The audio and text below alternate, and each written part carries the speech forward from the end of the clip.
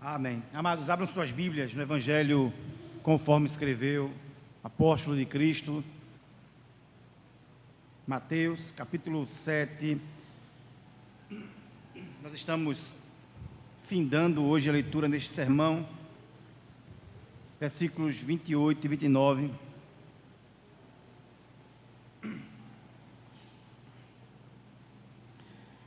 Que encerram as palavras de Cristo, neste mais conhecido sermão seu, que encerram as palavras de Cristo com o comentário do evangelista, apóstolo Mateus, e do registro que ele fez sobre a impressão dos ouvintes deste sermão, originariamente falando, aqueles que estavam ali e viram e ouviram quando Cristo originalmente proferiu essas palavras. Mateus capítulo 7, versículos 28 e 29, todos acharam? Amém. Palavra do Senhor, amados. Quando Jesus acabou de proferir estas palavras, estavam as multidões maravilhadas da sua doutrina, porque ele as ensinava como quem tem autoridade e não como os escribas. Vou repetir. Quando Jesus acabou de proferir estas palavras, estavam as multidões maravilhadas da sua doutrina, porque ele as ensinava como quem tem autoridade e não como os escribas. Nosso Pai, nós estamos mais uma vez em oração, Senhor, te implorando o favor do Senhor. Te imploramos, Pai, neste momento que nos ajudes, ó Deus, a compreender a Tua palavra, Senhor. Ó Pai, ajuda cada um dos Teus filhos reunidos aqui nesta manhã, Senhor. Ó Pai, pelo Espírito, Senhor amado, discernir cada palavra, Senhor amado, que nós lemos, que nós leremos. Ó Pai, as palavras que eu irei falar, Senhor amado, e conferi-las, ó Deus, conferi-las à luz da Tua palavra, Pai. Senhor, em nome de Jesus, não permita que o Teu povo saia daqui desta manhã, Senhor amado, sem compreender, sem guardar a Tua palavra, mais do que isso, sem desejar colocá-la em prática em suas vidas, Senhor. Te peço por mim, Pai, tem misericórdia de mim, me ajude, Senhor amado, a ser fiel enquanto dispenseiro do Senhor, ó Deus, enquanto servidor do Teu povo, Senhor amado, aqui nesta manhã. Ajude-me, Senhor amado, ó Deus, a manejar bem a Tua palavra, Pai. Ajude-me, Deus, a que eu possa falar com clareza, Senhor amado, aos Teus filhos aqui presentes, Senhor. Que o Senhor se instrumentalize de mim, Senhor amado, e glorifique o Teu nome, Senhor amado, através, ó Deus, da minha vida, Senhor amado, em nome de Jesus, Pai. Ó Pai, que eu seja esvaziado de mim mesmo, Senhor amado. Ó Pai, em nome de Jesus, não permita que eu peque, Senhor amado, falando algo da minha parte, Senhor, mas que eu, ó Deus, seja fiel à Tua palavra e fale somente da Tua parte, Pai, em nome de Jesus, Senhor amado. E como resultado disso, Pai amado, edifica a Tua igreja, glorifica o Teu nome, Pai amado. Ó Deus, instrui-nos, Senhor amado. Ó Deus, consola-nos, Senhor, exorta-nos, Senhor amado, edifica-nos, Senhor. Nós pedimos, Pai, alimenta a nossa alma, Pai. Ó Deus, alimenta nossas vidas, Senhor, com a Tua palavra. Pedimos, Pai, em nome de Jesus. Amém. Pode sentar, amados.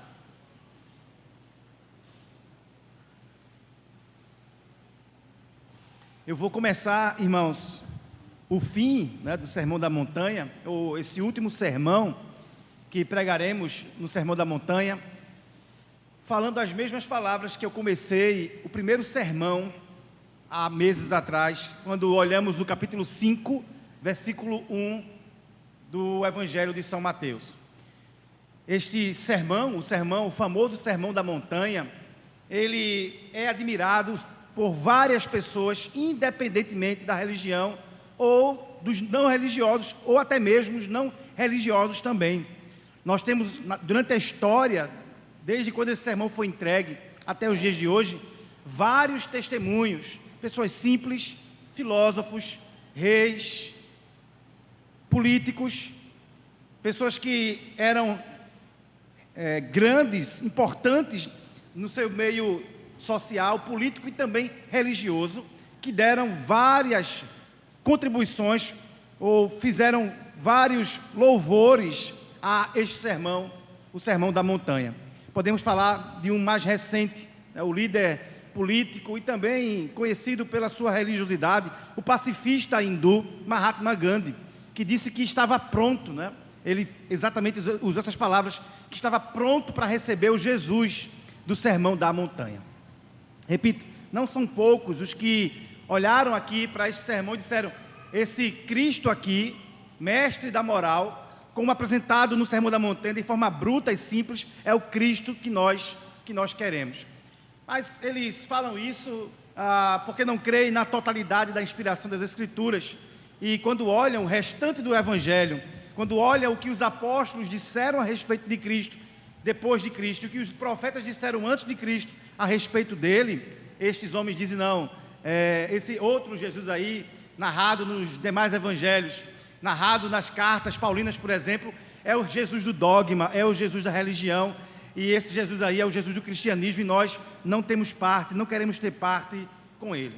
Um mestre hindu, por exemplo, recentemente disse que ele se sente atraído, muito atraído pelo Jesus do Sermão da Montanha. Eu amo, disse ele, o Sermão do Monte, e me sinto atraído pelo Jesus ali apresentado. Um mestre muçulmano, um islâmico, disse o seguinte a respeito do Sermão da Montanha: quando eu leio o Sermão do Monte, eu não consigo conter as minhas lágrimas. E queridos, nós, quando olhamos o Sermão da Montanha, nós não podemos olhá-lo desassociado da pessoa que o entregou, tá? Nós não estamos diante de um simples poeta, não estamos diante de um simples mestre da moral, nós não estamos diante de alguém que exerceu durante um período breve, né, o ministério profético entre os homens e se destacou pela sua doutrina, ou pelo menos pela doutrina que ele apresentou aqui no Sermão da Montanha. Nós estamos diante de alguém, olha só o que Mateus diz, que falou com autoridade,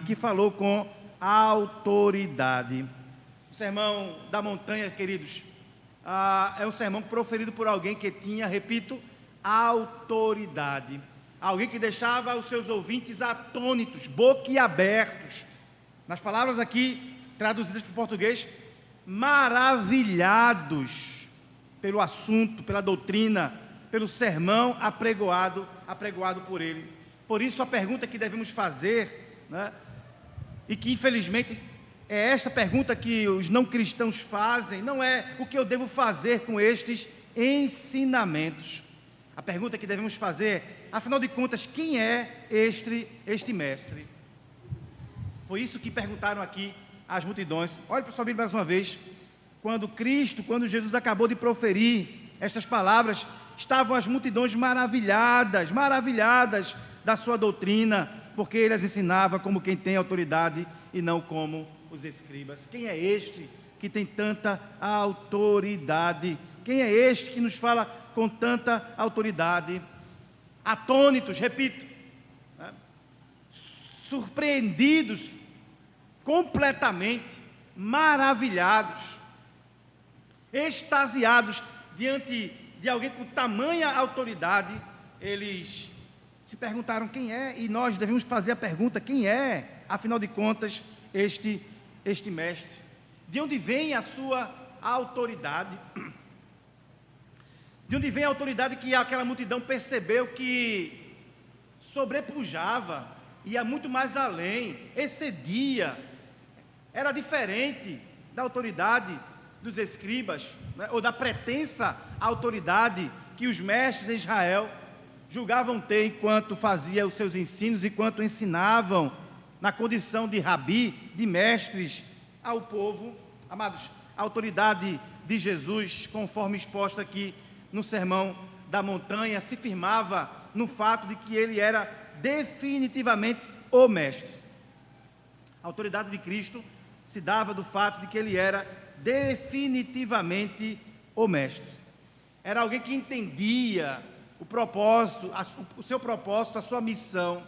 Ele não era um simples paloureiro, ele não era um tagarela, ele não era mais um a discursar ali no meio do povo, ele não era igual aos mestres daquela época, ele não tinha ascendência rabínica, ele nem tinha passado mesmo pelas escolas rabínicas de Jerusalém, mas definitivamente ele estava muito mais além, ele estava muito à frente, ele falava como quem tem autoridade, ele falava como o mestre, ele falava, repito, como o mestre. Vejam só, as multidões estavam ali, vimos no capítulo 5, versículo 1, logo no início do Sermão da Montanha, que primeiro aquela multidão era formada por todos os que podiam se achegar a Jesus, tanto leigos quanto mestres, saduceus, escribas, melhor dizendo, como o povo simples. Mas depois, no segundo momento, ele se afasta e com os discípulos ele começa a ensiná-los. E é provável que esta multidão aqui se refira a esse público mais genérico, além dos discípulos que estavam ali ao pé da montanha e que de alguma forma ouviram parte ou a totalidade daquele sermão. Elas perceberam que havia algo diferente naquele pregador. Ele falava como um mestre, mas não como qualquer mestre. Ele falava como um rabi, mas não como qualquer rabi. Ele falava como quem tinha autoridade, e isso o diferenciava dos demais. Ele entendia ter autoridade absoluta enquanto falava. Ele não falava derivadamente. Ele não falava baseado em alguém. Ele não citava qualquer mestre de sua época enquanto falava, que era, por exemplo, dos costumes dos escribas, né? Segundo o mestre Hilel, segundo o mestre Shammai, segundo o mestre fulano, segundo o mestre ciclano, segundo a escola rabínica tal, segundo a tradição tal. Não, ele falava assumindo que a sua fala era a verdade última e absoluta. Aquela multidão, irmãos, ficaram atônitas, ficaram maravilhadas, segundo Calvino, porque uma majestade estranha, indescritível e fora do comum atraía a mente daquelas pessoas ao orador que estava diante delas ali, ao nosso Cristo. Os ouvintes delas, seus ouvintes, melhor dizendo, naturalmente comparavam e contrastavam o ensino dele com o ensino comum em Israel daqueles dias. Eles olhavam para Jesus, ouviam Jesus e lembrando, né, dos mestres deles, lá dos escribas de então, eles diziam, olha, não tem como comparar. Ele está muito, mas muito além deles. Aqueles judeus que estavam familiarizados, inclusive os apóstolos também, né, chamados aqui para serem apóstolos, estavam familiarizados com os escribas, mas eles percebiam que, apesar dos escribas serem sábios, né, apesar de os fariseus serem sábios, inclusive há uma obra recente que eu tive a oportunidade de contemplar, que fala sobre alguns sábios fariseus que a gente não conhece, né, porque não são citados nas Escrituras, mas que foram contemporâneos de Jesus. Eram homens que tinham uma larga bagagem de conhecimento, mas a questão não era essa, conhecimento apenas. A questão não era formação, né, não era conhecimento formal. A questão era que eles não tinham autoridade. A questão é que eles não falavam como Cristo falava, não falavam de si mesmo, sempre falavam citando alguém, e às vezes, e muito pouco, as Escrituras, e quando faziam, distorcidamente. E agora eles ouvem Jesus falando como quem entende, né, estar falando a verdade absoluta. Eles percebiam isso, eles narraram, testemunharam isso. Eles disseram, olha, ele fala da parte de Deus. Ele fala com autoridade própria. Ele diz, em verdade, vos digo. Ele inclusive fala diferente dos profetas que vieram antes dele, não é? Que diziam, assim diz o Senhor. Quando ele fala, é como se o próprio Senhor estivesse falando. E de fato era, não é? E de fato era o próprio Yahvé, o próprio Senhor, o próprio Deus falando ali. A autoridade de Cristo vinha do fato de que ele era o mestre, irmãos, e não mais um mestre em Israel. Em verdade vos digo, dizia o próprio Cristo. Ou seja, ele falava em seu próprio nome, em sua própria autoridade. Ele falava como quem tinha vindo do Pai e com a autoridade do próprio Pai sobre ele. Ele estava muito certo, né, da validade da sua doutrina, da validade do seu ensino, da autoridade da sua doutrina, da autoridade do seu ensino. Tanto é que ele, né, colocou em questão se as nossas vidas ficariam em pé ou ruiriam, se dessemos atenção ou não à sua palavra. Ele disse: olha, a vida de vocês depende do que vocês absorveram e praticaram do que eu vos ensinei. Vocês ficarão em pé ou ruirão a partir do meu ensino, a partir da prática do que eu vos disse. Que autoridade, irmãos, que autoridade. Não era uma opinião, não era um parecer, não era uma conclusão, não era uma hipótese, não era a dissertação dele sobre o que disseram antes dele. Ele, falando com autoridade, disse: vocês ficarão em pé ou cairão, se colocarem ou não em prática as palavras que eu vos digo. Aquele, pois, que ouviu as minhas palavras e cumpriu, e obedeceu, e guardou, será comparado a um homem prudente, que edifica a sua casa sobre a rocha, disse o nosso Senhor.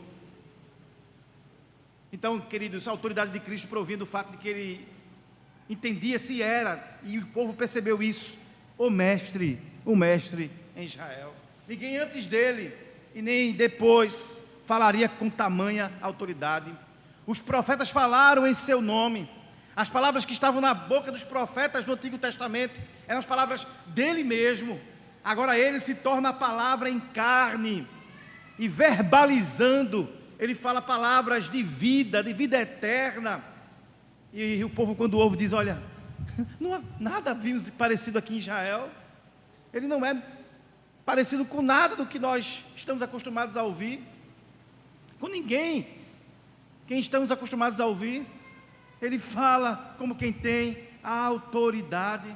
Estamos atônitos, estamos boquiabertos, estamos maravilhados, porque não estamos diante de um homem qualquer, de um mestre qualquer. A autoridade de Cristo, irmãos, estava no fato de que ele era o ungido, o Messias do Senhor, o Cristo do Senhor.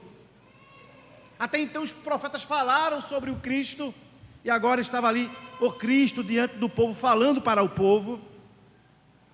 Desde as primeiras páginas do Antigo Testamento nós vemos a promessa do Cristo. Agora aquele povo estava ali diante do Cristo, fazendo-lhe promessas, advertências, fazendo-lhe exortações, admoestações. A autoridade de Jesus, irmãos, estava no fato de que ele era o próprio Cristo, o próprio Messias, o ungido de Deus. Enquanto ele falava, ele dizia: eu vim para que tenhas vida, eu vim para que tenhas vida em mim, eu vim para que tenhas vida eterna. Eu sou o cumprimento da palavra que eu dei aos meus profetas muitos anos antes de mim. Abraão viu o meu dia e exultou. Eu sou, disse o Senhor Jesus, não poucas vezes. O Espírito do Senhor está sobre mim, porque Ele me ungiu. Lendo Isaías 61 na sinagoga, ele disse: hoje se cumpriu diante de vossos olhos esta profecia. Ele tinha consciência do seu messianado, de que ele era o ungido de Deus, de que ele era o Cristo, de que ele era o cumprimento das Escrituras. A sua autoridade estava no fato, irmãos, de que ele era o Cristo, ele era o Messias. Ele reivindicou isso, não foram poucas as vezes, ainda que em algum momento ele tenha dito: olha, cá para nós, não espalha. Mas ele não se negou em dizer: eu vim da parte do Pai, eu sou a promessa, eu sou o Cristo que vocês esperavam. Os profetas falaram a meu respeito. Ele tinha autoridade, irmãos, autoridade que não era vista em nenhum dos mestres de Israel naqueles dias, porque ele era o próprio Cristo. Ele não pensava em si mesmo como um profeta, nem sequer como o maior dos profetas. Na verdade, ele deu esse título, né, ao seu aparentado, ao seu primo João Batista. Ele era mais do que o maior dos profetas. Ele era o cumprimento de toda a profecia. O Antigo Testamento exalava a sua pessoa, transpirava a sua pessoa. Encharcado está as páginas do Antigo Testamento de Cristo Jesus. E agora ele é definitivamente o cumprimento das promessas de Deus, da profecia dada pelos profetas.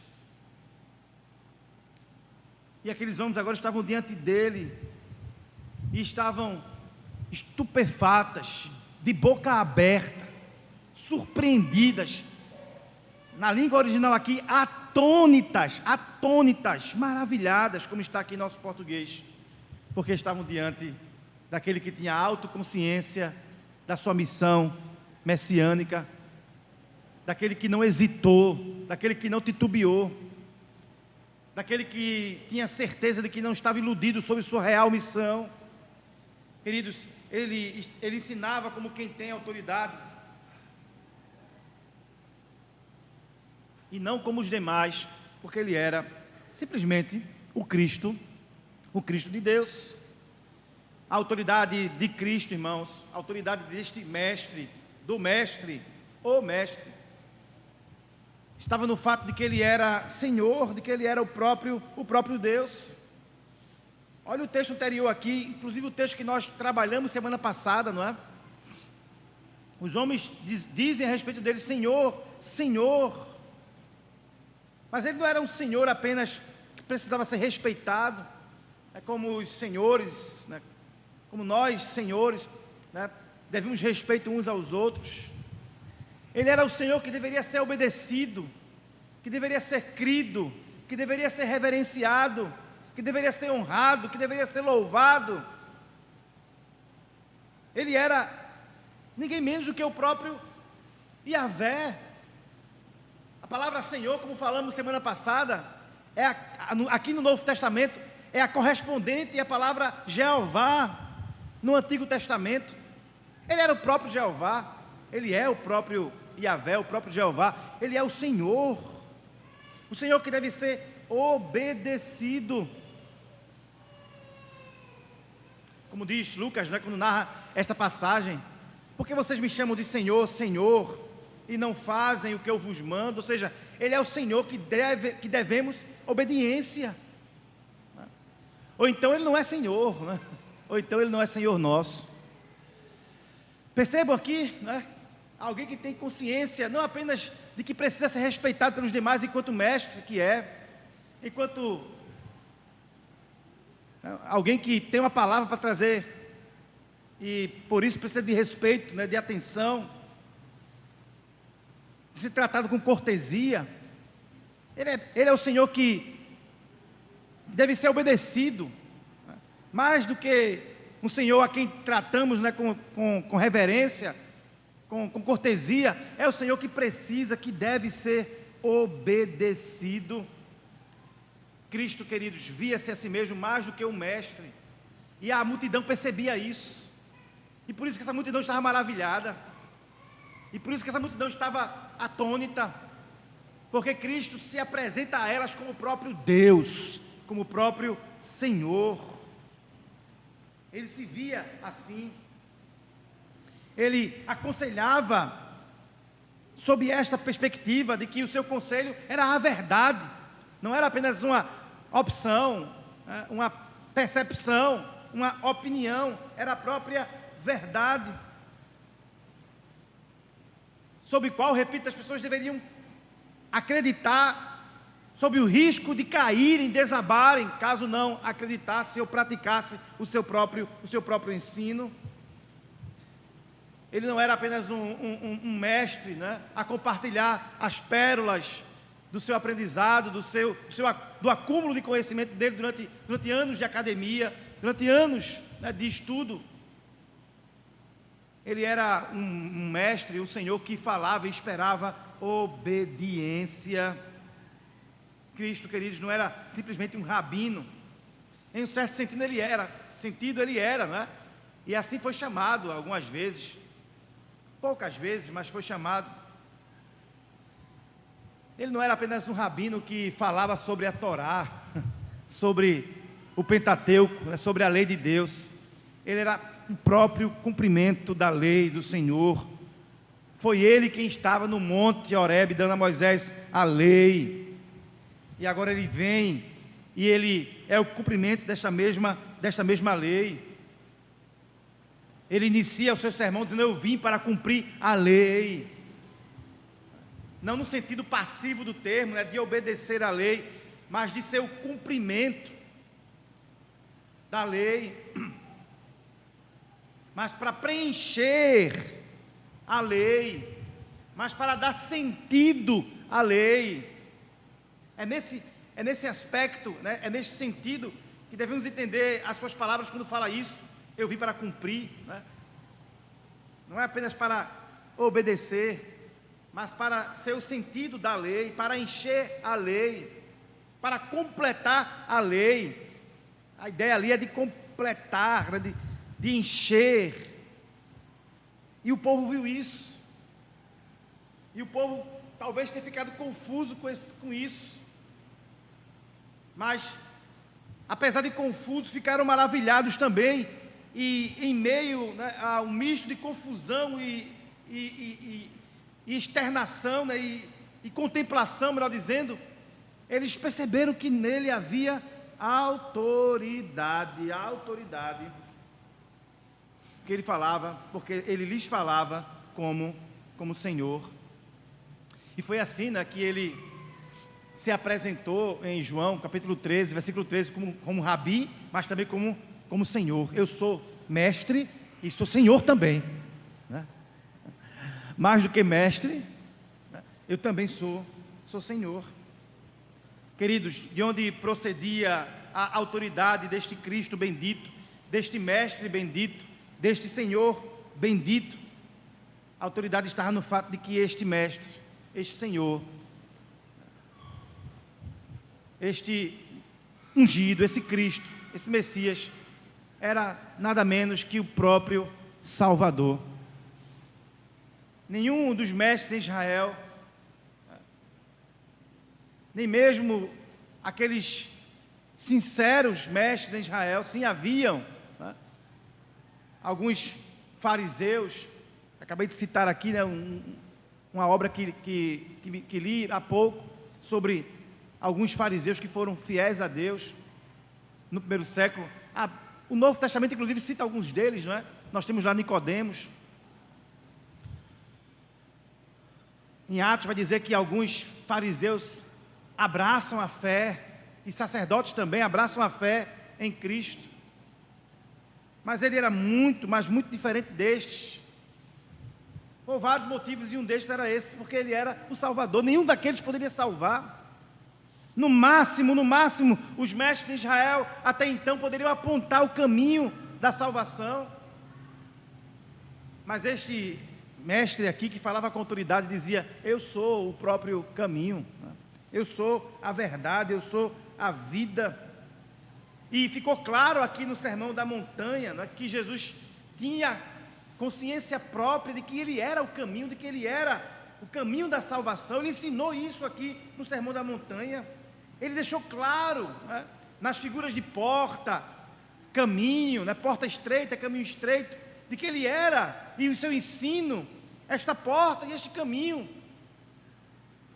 que os homens precisavam atravessar, trilhar, para a sua própria salvação, para chegar até o Pai. Ninguém vem a mim, disse Jesus, né? Eu e o Pai somos um.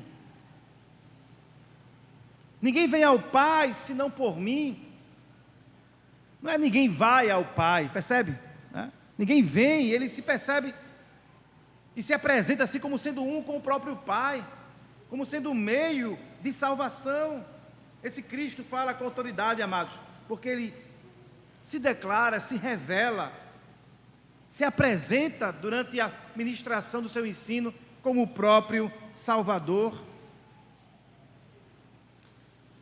Ele disse: olha, a menos que vocês fiquem abrigados em mim, a menos que vocês construam a vida de vocês em cima do meu ensino, enquanto vocês não entenderem isso, de que a casa precisa ser construída sobre a rocha, vocês cairão. Mas se vocês assim o fizerem, se vocês forem sábios, forem prudentes, e perceberem que eu sou o Salvador, né? E se apoiarem em mim para a salvação, e se firmarem em mim para a salvação, quando chegar o dia mau, e o dia mau, como falamos semana passada, não são apenas aqueles aperreios que passamos, né, durante a nossa caminhada aqui neste mundo. O dia mau não é apenas o dia da enfermidade, o dia do luto, o dia da perda, o dia da dor, o dia do desprezo, o dia, né, da afronta, o dia do abandono, o dia em que talvez esteja muito longe da nossa realidade, né, mas não é o dia que nós somos presos por amor a Cristo ou mortos por amor a Ele. O dia mau tem a ver com o dia do juízo também, a menos que abriguemos-nos nele, e Ele falou isso claramente. Nós iremos ruir naquele dia mau, no dia do Senhor, no seu próprio dia, no dia de Cristo, no dia do acerto de contas, no dia do juízo final. E Ele falou isso com clareza, deixou muito claro aqui no Sermão da Montanha, que ou nos agarramos nele, ou temos, não é, como Salvador, como livramento do dia da ira do Senhor que haverá de ser derramado neste mundo, ou estaremos perdidos. Aqueles homens lhe viram reivindicar a autoridade para perdoar pecados. Em um outro momento, alguém diria a respeito dele, né? Quem é este que acha que pode estar perdoando pecados? Só quem pode perdoar pecados é Deus. E aí ele reivindicando o direito de perdoar quem ele quisesse, ele diz: olha, eu perdoo, eu curo, né? Toma teu leito, levanta-te, anda, perdoados são teus pecados. A mulher pretensamente apanhada em adultério, a ela ele disse: olha, vai, perdoados estão os teus pecados. E em fazendo isso ele se compara ao próprio Deus, e ele é o próprio Deus, ele é o Salvador dos pecadores. De onde estava, irmãos, a autoridade de Cristo? Estava no fato de que ele era o próprio Salvador dos homens. A autoridade de Cristo, irmãos, estava no fato de que ele também era juiz, e ele se apresentou como juiz aqui no Sermão da Montanha. Se nós percebermos, né, com uma certa atenção, veremos que todo o cenário aqui do Sermão da Montanha foi, né, um cenário montado, né, como no dia do juízo vindouro. Toda a pregação do Sermão da Montanha tem como pano de fundo aqui, né, o momento sombrio ali do dia do juízo final. Ele estava anunciando este dia aos homens e aos seus discípulos. Ele declarou várias vezes sobre o risco da destruição, mas também sobre a possibilidade da salvação dos homens naquele dia do juízo, caso dessem atenção às suas palavras. Ele se coloca como sendo o julgador naquele dia. O próprio texto aqui, né, que antecede essa parte que nós lemos, as últimas palavras de Jesus, quando ele nos dá a parábola dos dois fundamentos, não é, ou dos dois construtores, ele se apresenta nesse tom aqui, né, de juiz, de julgador, nessa figura melhor, de juiz, de julgador, de magistrado. Alguns naquele dia dirão: Senhor, Senhor, eu vos direi abertamente, apartai-vos de mim. Ele ensinava como autoridade, porque ele se apresentava, porque ele era o próprio juiz, não era apenas um mestre, não era apenas um doutrinador, não era apenas um legislador, ele era o próprio juiz. Ele julgará os homens, este mundo, de acordo com a sua própria lei, com a lei que ele criou, com a lei, com o ensino que ele deu aos homens. Olhe comigo mais uma vez, irmãos, o finalzinho aqui do capítulo 7 de Mateus, versículo 24. Ele diz: todo aquele, pois, que ouve estas minhas palavras e as pratica. Desculpem. Versículos 21 a 23. Nem todo o que me diz Senhor, Senhor, entrará no reino dos céus, mas aquele que faz a vontade de meu Pai que está nos céus. Olhem só, 22 especificamente. Muitos naquele dia hão de dizer-me: Senhor, Senhor, porventura não temos profetizado em teu nome, e em teu nome não expelimos demônios, e em teu nome não fizemos muitos milagres? Então eu lhes direi explicitamente: nunca vos conheci, apartai-vos de mim, os que praticais a iniquidade. Percebe aqui, né? No sentido positivo, o egocentrismo da cena aqui descrita por Mateus, as palavras de Cristo registradas por Mateus. Repito, positivamente, vemos aqui o seu egocentrismo, né? Falando: eu vos direi, vocês não têm parte comigo, eu nunca vos conheci, conheço as obras más de vocês praticam a iniquidade, e por causa das suas iniquidades, apartem-se de mim. Que autoridade, né? Que autoridade. Alguém que fala, né, com autoridade própria, repito. Cristo, querido, será o juiz, não apenas daqueles ouvintes ali dele, iniciais, né, primários, daquela multidão que estava ali no sopé da montanha. Será o juiz dos seus apóstolos, será o juiz de toda a humanidade, daqueles que viveram antes dele proferir essas palavras, daqueles que viveram e viverão depois dessas palavras serem proferidas.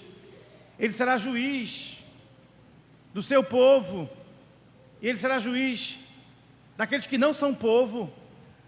Ele será juiz daqueles que conheceram esse sermão, ele será juiz daqueles que não conheceram, ele será juiz daqueles que ouviram esse sermão, se admiraram e disseram: que bacana, esse sermão aí, né, é perfeito, é uma obra maravilhosa, deveriam ser escritos em letras de ouro, e apesar disso não cumpriram sua palavra. E ele será juiz daqueles que, ouvindo este sermão, colocaram em prática, alicerçando suas vidas neste sermão, como quem constrói casa sobre a rocha. Cristo se apresenta aqui, irmãos, neste sermão da montanha e em toda a Escritura, como sendo o juiz que haverá de julgar, o juiz que haverá de dizer: eu vos digo abertamente. Ele será o juiz a quem nós iremos prestar contas, o juiz a quem irá declarar, o juiz que irá declarar o destino de cada um de nós, o juiz que dirá: vinde benditos do meu Pai, e o juiz que dirá: apartai-vos de mim, porque eu nunca vos conheci, vocês são iníquos. Ele é o juiz, querido, que é o próprio critério, não é, de julgamento. Naquele dia, os que serão julgados e condenados dirão que tiveram feito em seu nome, não é? Em teu nome fizemos isso, em teu nome fizemos aquilo outro. Mas não serão admitidos, né? Porque tudo que fizeram em nome dele, apesar de no nome dele, fizeram enquanto praticavam na iniquidade, enquanto faziam suas obras nas trevas. esse juiz haverá de ser o próprio critério do seu julgamento. É o juiz que diz que o destino dos homens dependerá, olhem só, dependerá do quanto os homens o conheceram e praticaram, que dependerá de um outro fato também, dele ter conhecido esses homens ou não, né? No sentido de ter se relacionado com esses homens. Eu não vos conheço, dirá ele para alguns, para outros ele dirá, olha, porque sempre vos conheci, né? Entre no gozo do teu Senhor. Esse é o juiz, queridos, que com autoridade fala as palavras de vida eterna. A autoridade de Jesus estava no fato de que ele era o próprio Filho de Deus. Percebam que ele sempre falava sobre Deus, dizendo que ele era seu Pai, meu Pai.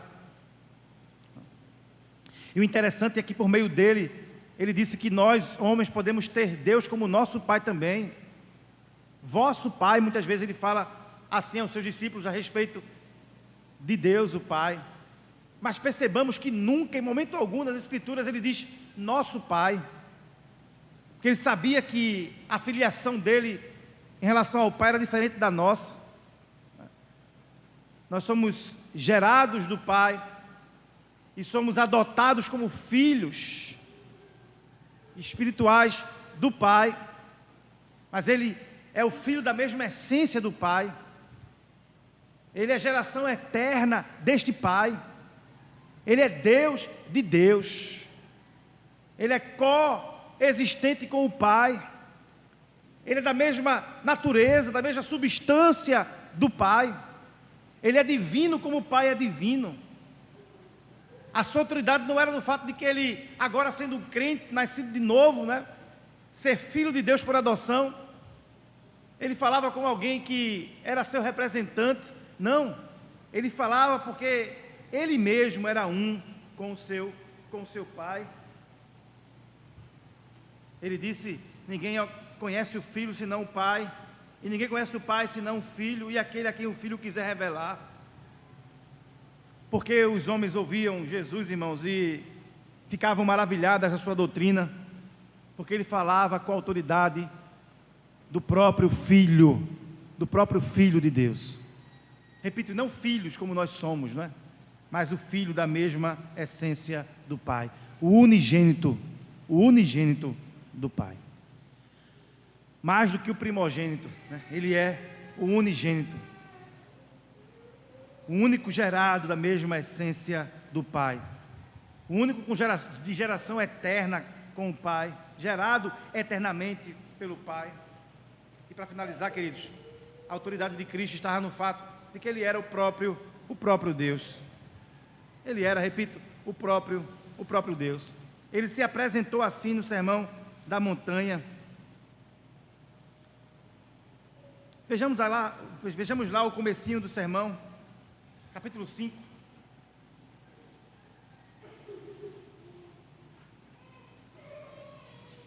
Nas bem-aventuranças,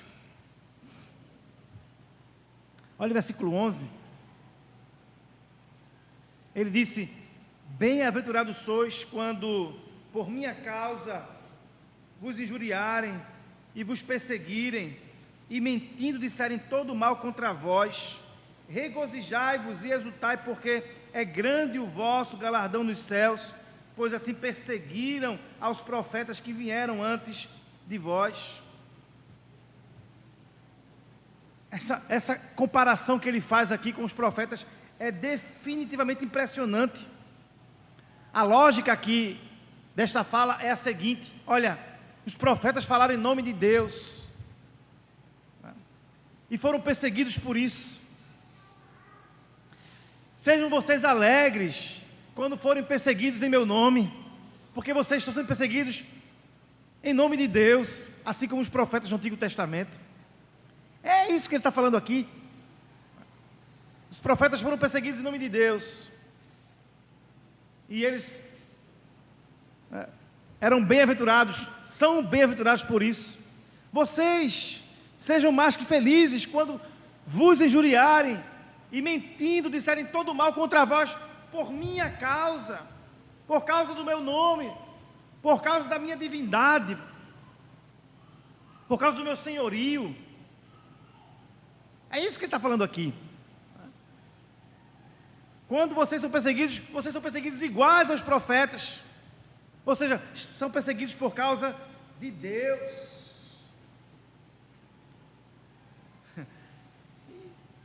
E é claro que os seus ouvintes entenderam o que ele estava falando aqui. Ora, se eu devo me alegrar por ser perseguido em nome dele, porque assim perseguiram os profetas que falaram em nome de Deus, então ele é o próprio Deus. É isso que ele está falando? É exatamente isso que ele está falando. A dignidade de Cristo é igual à dignidade do Pai, à dignidade do Deus que se revela nas páginas do Antigo Testamento.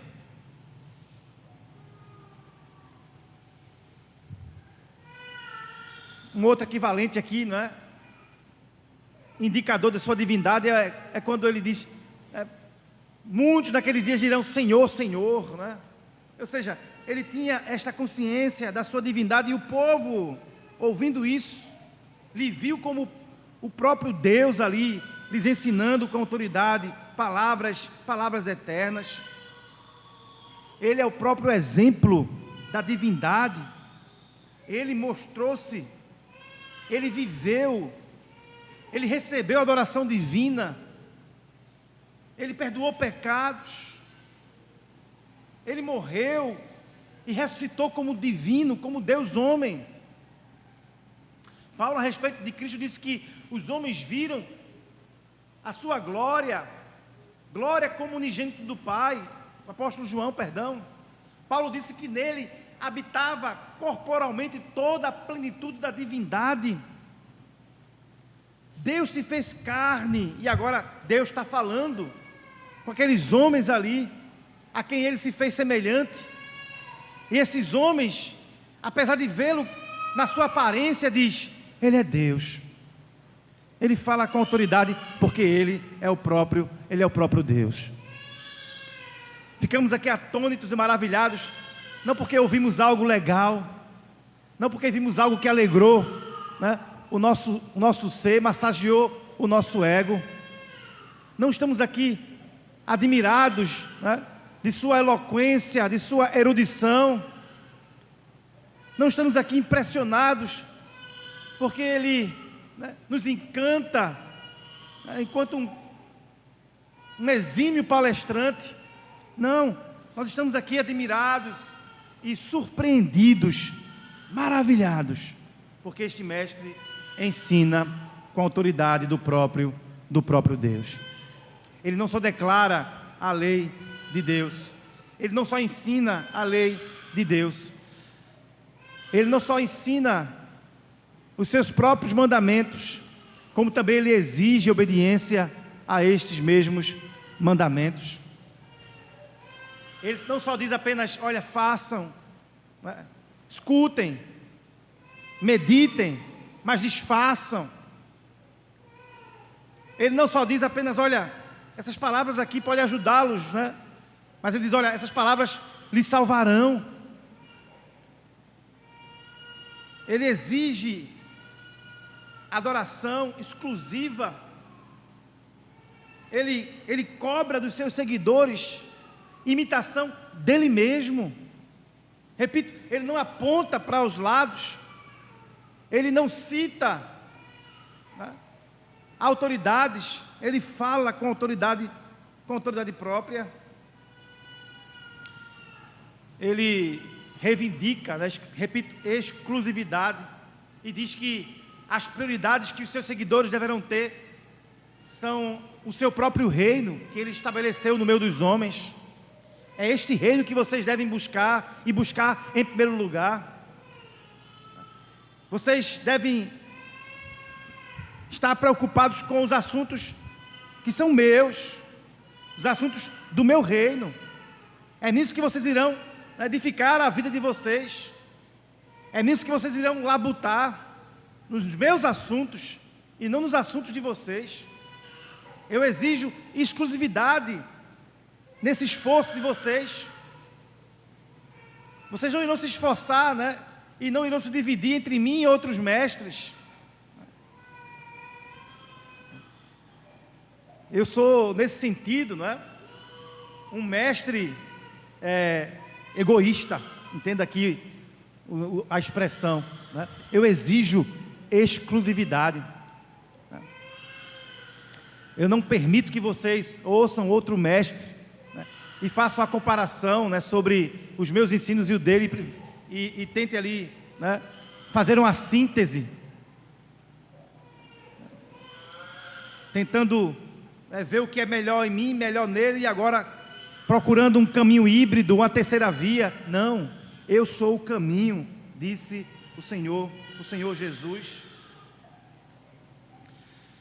E somente, irmãos, quando, como aqueles homens, né, ficarmos admirados, perplexos, atônitos com o ensino de Cristo, somente quando, e apenas somente quando, permitimos que esta perplexidade se traduza numa vida de obediência, somente quando traduzirmos os ensinos de Cristo no nosso dia a dia, reproduzindo, né, o seu mandamento em nossas vidas no dia a dia, somente quando fizermos isso, né, entenderemos de fato quem é este homem que fala com tamanha autoridade. Em outro lugar, alguém diria, né, quem é este que fala com tanta autoridade? Aqui, os homens dizem, este ensina com autoridade, ele fala diferente dos escribas, é muito diferente dos escribas. Amados, somente quando não apenas percebemos aqui, não é, a forma ímpar de ensino de Cristo, que o seu ensino não se iguala com nenhum outro, somente quando entendemos que o seu ensino é autoritativo, ou seja, ele não somente tem autoridade ou fala com autoridade, mas ele exige a obediência, ele exige submissão à sua autoridade. E esse foi o grande problema aqui que encontramos nos ouvintes primeiros de Jesus, não é? Eles, ainda que percebessem a autoridade em Jesus, eles não se submeteram à sua autoridade, não tomaram o ensino de Cristo como autoritativo, não foram obedientes. Somente quando, queridos, nós formos obedientes ao seu ensino, submetermos-nos à autoridade do seu ensino, teremos nossas vidas transformadas, né? E aí seremos o belo exemplo de cidadão deste reino de Deus, este reino dos céus que foi implantado aqui na terra. Que Deus nos ajude a que as características, né, do cidadão do reino, que foram ensinadas por Cristo no Sermão da Montanha, sejam replicadas em nós. Que Deus nos ajude, não é, a sermos diligentes, assim como os filhos das trevas são, não é, nas reivindicações dos seus direitos humanos, que sejamos diligentes em atendermos às reivindicações do reino dos céus, que sejamos diligentes, assim como os homens são para reivindicar os direitos humanos, sejamos diligentes para nos submeter aos direitos divinos.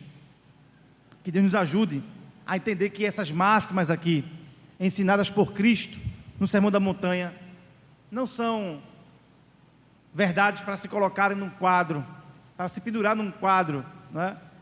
E ficarmos admirando apenas, mas nos ajude a entender que essas verdades são verdades de vida eterna, que estaremos em pé ou ruiremos a partir de como nós edificamos essas palavras, em nossas vidas. Que Deus nos ajude, amados, em nome de Jesus, a sermos este sal, esta luz, né, a excedermos os fariseus na sua justiça, que nos ajude a sermos melhor que os pagãos nas orações, né, melhor do que os religiosos nas contribuições. Que Deus nos ajude a orar de forma conveniente, a seguir na trilha apertada, a entrar pela porta estreita, a não ser apenas meros divulgadores com pretensões escusas do nome de Cristo, dizendo ao mundo Senhor, né? Dizendo ao mundo e fazendo pelo mundo em nome do Senhor, coisas que o mundo querem, como libertação de suas cadeias, né? Ou palavras, né, que lhe satisfaçam, como esses falsos homens aqui, falsos mestres aqui, que expulsaram demônios e profetizaram em nome de Cristo, fizeram muitos milagres. Que nós não nos prestemos a isso, a sermos os milagreiros, né, a sermos os exorcistas e a sermos os profetas em nome do Senhor, conforme o mundo quer que sejamos, mas que sejamos homens conhecidos de Deus, mulheres conhecidas de Deus, que não serão repelidas de Cristo naquele dia, mas pelo contrário, atraídas de Cristo naquele dia, com vinde benditos. Que sejamos este bom construtor, amados, que alicerça a casa que é a sua vida na rocha, que são os ensinos do próprio Cristo. Que Deus nos ajude nisso, em nome de Jesus.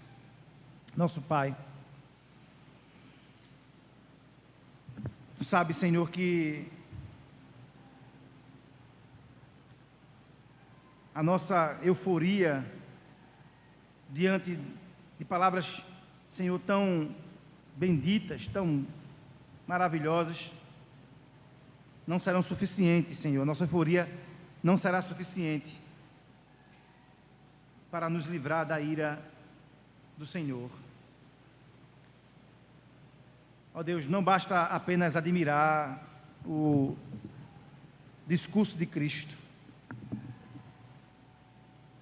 Não será suficiente, Senhor amado, apenas perceber a autoridade deste ensino, ou daquele que ensinou. Ó Pai, porque este Teu mesmo Filho, Deus, nosso Deus e Senhor Jesus Cristo, não discursou para que fosse apenas admirado pela multidão, quer dos seus dias, quer dos séculos vindouros, mas Ele nos disse palavras de vida eterna, Senhor, para que nós possamos, ó Deus, por elas sermos transformados, para gozar desta vida eterna que o Senhor promete pelas palavras dEle. Nos ajudes, Pai, em nome de Jesus, a sermos este modelo de cidadão, Senhor, apresentado por Teu Filho Jesus aqui nesse sermão. Ó Pai, diferente daqueles homens nos seus dias que, ainda que vendo e ouvindo alguém que vinha da parte de Deus, como o próprio Nicodemos declarou, porque ninguém poderia fazer ou dizer tais coisas que ele fazia e dizia, sem que viesse da Tua parte, Pai, mas que, apesar disso, não lhe seguiram, não lhe obedeceram, muito pelo contrário, o rejeitaram e o entregaram à cruz. Nos ajudes, Pai, a que admitamos a Sua autoridade e nos submetamos a ela, em nome de Jesus, Pai. Transforma-nos, Senhor, com a Tua palavra e faz em nós, Senhor amado, ó Deus, este modelo de cidadã do reino de Deus aqui neste mundo, Senhor. Não basta apenas, Senhor, sermos cidadãos, ordeiros, cumpridores dos nossos deveres entre os homens. Não basta apenas, Senhor, sermos um bom pagador de imposto, um bom amigo, um bom colega de trabalho, um bom pai, um bom filho, um bom esposo, uma boa esposa, se não formos, ó Deus, um bom cidadão do reino dos céus. Ó Deus, se não desejarmos, Senhor amado, que o ensino de Cristo nos transforme, nos molde à imagem dEle mesmo. E é o que nós pedimos, Pai, em nome de Jesus. Nos molda, Pai, nos transforma à imagem de Jesus Cristo, ó Deus. É o que nós pedimos, Pai, para o louvor do teu santo nome. E em nome de Jesus Cristo. Também queremos te dar graças, Senhor, por este momento que iremos participar do culto com as nossas contribuições financeiras. Recebes, ó Deus, esta quantia que nós trouxemos, pois é para a glória do teu nome que nós o fazemos. Enche os nossos corações com alegria, Senhor amado, pois tua palavra diz que nós devemos, ó Deus, fazer isso, partilhar o que o Senhor nos dá alegremente. Nós te louvamos por Jesus Cristo. Amém. Amados, vamos ficar em pé, vamos louvar o Senhor.